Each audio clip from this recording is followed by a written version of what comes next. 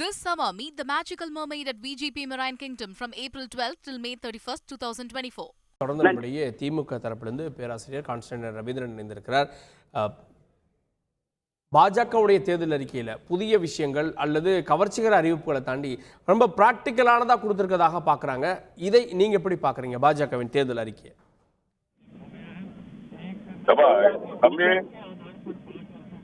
பேராசிரியர் கான்ஸ்டன்டைன் ரவீந்திரன் இணைப்பில் இருக்கீங்க, சொல்லுங்க. பாஜகவுடைய தேர்தல் அறிக்கை ரொம்ப பிராக்டிக்கலா எதை செய்ய முடியுமோ அதை தான் சொல்லியிருக்காங்க அப்படின்ற பார்வைகளை முன்வைக்கிறாங்க. இதை நீங்க எப்படி பாக்குறீங்க?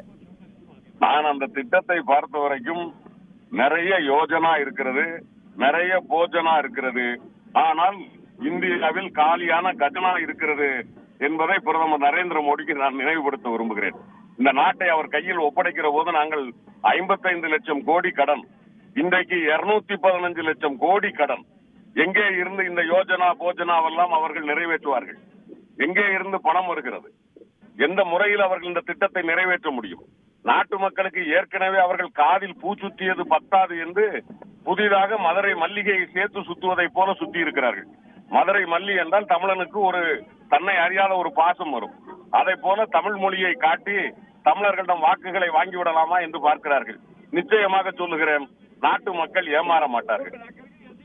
பட் இது ஏற்கனவே கொடுத்து கொண்டிருக்கக்கூடிய திட்டங்கள், அதனுடைய எக்ஸ்டென்ஷன் சொல்றாங்க. இப்போ முத்ரால 10 லட்சம் கொடுத்தா 20 லட்சமா கொடுப்போம் அப்படின்றாங்க. ஏற்கனவே ஆயுஷ்மான் பாரத்திற்கு அதை விரிவுபடுத்துவாங்க. இதெல்லாம் கொஞ்சம் பேசுறது கரெக்ட்டா கேட்கல, கிராஸ் டாக்கிங் இருந்துட்டே இருக்கு, உள்ள ஏதோ போகுது, நீங்க பேசுறது கேட்கல. ஓகே, திரும்ப தொடர்பு கொள்றோம். கட் பண்ணிட்டு கூப்பிடுறேன். பாஜகவுடைய தேர்தல் அறிக்கையில் புதிய திட்டங்கள் என்ன அப்படின்ற கேள்விகளும் எழுந்திருக்கிறது. ஏன்னா ஏற்கனவே இருக்கக்கூடிய திட்டங்களுடைய பல நீட்டிப்புகள் இருக்கிறது. ஏற்கனவே ஜென்ரிக் மருந்தகங்கள் இருக்குது. அந்த மருந்தகங்களில் இந்த தள்ளுபடியானது கூடுதல் விலைக்கு வழங்கப்படும். ஏற்கனவே முத்ரா திட்டம் இருக்கிறது. முத்ரா திட்டத்தில் 10 லட்சம்ன்றது 20 லட்சமாக கடனாக மாற்றுவோன்றாங்க. 5 ஆண்டுகளுக்கு இலவச தானியம் இப்போது வழங்கப்பட்டு வருகிறது, அது எக்ஸ்டெண்ட் பண்ணுவோம் அப்படின்றாங்க. இதில் புதிய ஏற்கனவே சூரிய ஒளி மின் திட்டம் பிரதமர் ராமர் கோவில் பிரதிஷ்டைக்கு பிறகு தொடங்கப்பட்ட திட்டம். அதை பற்றின ஒரு விரிவான விஷயங்கள் இதில் இருக்கிறது. அதே போல் ஏற்கனவே செயல்பாட்டில் இருக்கக்கூடியது இந்தியா நிலவில் மனிதனை தரையிறக்கும்னு, அதை பாஜக இங்கே குறிப்பிட்டிருக்கிறது.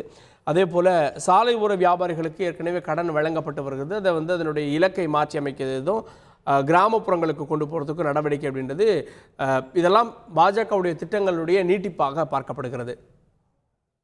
தொடர்ந்து பேராசிரியர் கான்ஸ்டன்டைன் ரவீந்திரன் அவர்கள் இணைந்திருக்கிறார்.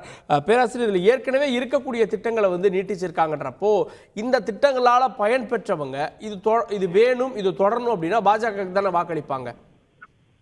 அதாவது ஏற்கனவே இதில் பயன் பெற்றவர்கள் எந்த நிலையில் இருக்கிறார்கள்? அவர்கள் இந்த திட்டங்களின் மூலம் பலனடைந்து செழிப்படைந்திருக்கிறார்களா? அந்த கேள்வி இருக்கிறது அல்லவா? நான் வீடு கட்டி கொடுப்பேன் என்று நீங்கள் சொல்லுகிறீர்கள். நீங்கள் வீடு கட்டி கொடுப்பதற்கு என்ன காசு கொடுக்கிறீர்கள்? மாநிலம் என்ன காசு கொடுக்கிறது? 78,000 ரூபாய் நீங்கள் கொடுத்தால் 2.25 லட்சம் ரூபாய் தமிழ்நாடு அரசு கொடுக்கிறது, மாநில அரசு கொடுக்கிறது. அப்படியானால் நீங்கள் எந்த திட்டங்கள் தீட்டினாலும் மாநிலங்களினுடைய நிதி பகிர்வு இல்லாமல் நீங்கள் திட்டங்களை நடைமுறைப்படுத்த முடியாது. நீங்கள் எந்த திட்டம் கொண்டு வந்தாலும் அது மாநில அரசினுடைய நிதி பகிர்வு கண்டிப்பாக இருக்கிறது. அதையெல்லாம் கலந்தாலோசித்து நீங்கள் அந்த திட்டங்களை கொடுத்திருக்கிறீர்களா நான் கேட்கிறேன். அது மட்டுமல்ல, மிக முக்கியமான ஒன்று, இந்தியாவை உணவு தொட்டில் ஆக்குவேன் என்று சொல்லி இருக்கிறார்கள். இது சாத்தியமான்னு நான் கேட்கிறேன்.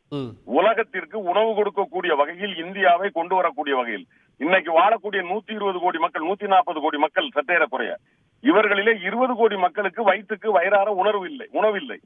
பிறக்கிற குழந்தைகளுக்கு தாய்மார்கள், அந்த கர்ப்பிணி தாய்மார்களுக்கு போதிய சத்துணவு இல்லை என்பதை ஐக்கிய நாடுகள் சபை தெளிவாக எடுத்து சொல்லி இருக்கிறது. பட்டினி சாவில் நாம் 127வது இடம். இன்னும் சொல்ல போனால் வங்கதேசம், நமது பாகிஸ்தான் போன்ற நாடுகளுக்கு பின்னாலே இருக்கிறோம் என்று உலக நாடுகள் சொல்லுகிறது. அப்படியானால் நீங்கள் ஏன் ஏமாற்றுகிறீர்கள் என்று நான் கேட்கிறேன். யதார்த்தத்தை பேசுங்கள். உங்களால் வாழ வைக்க முடியுது. இப்பொழுது முக்கியமான ஒரு திட்டம் சொல்லியிருக்கிறார், சூரிய ஒளி திட்டம். கண்டிப்பாக அவர் நடைமுறைப்படுத்துவார். ஏனென்றால் அந்த சூரிய ஒளி திட்டம் என்பது அம்பானி அதானிக்கு பலனடைக்கக்கூடியது. இந்த தேர்தல் அறிக்கையிலேயே நான் ஒன்றை நம்புகிறேன், ஒருவேளை தப்பித்தவறி மீண்டும் பாரதிய ஜனதா கட்சி ஆட்சிக்கு வருமேயானால் சூரிய ஒளி திட்டத்தை இந்தியா முழுக்க கொண்டு வருவார்கள். ஏனென்றால் இந்தியா முழுக்க கொண்டு போனால் அம்பானி அதானியுடைய சாம்ராஜ்யம் இந்தியா முழுக்க விரிவடையும். வேறு எதுவும் ஏழை மக்களுக்காகவோ அல்லது நான் கேட்கிறேனே, கல்விக்காக நீங்கள் என்ன ஒதுக்கி இருக்கிறீர்கள்? கல்வி கல்வி என்று பேசுகிறார்களே, நாங்கள் புதிய கல்வி திட்டம் கொண்டு வருகிறோம், நியூ நேஷனல் எஜுகேஷன் பாலிசி 2020 ஏதாவது சொல்லி இருக்கிறார்களா?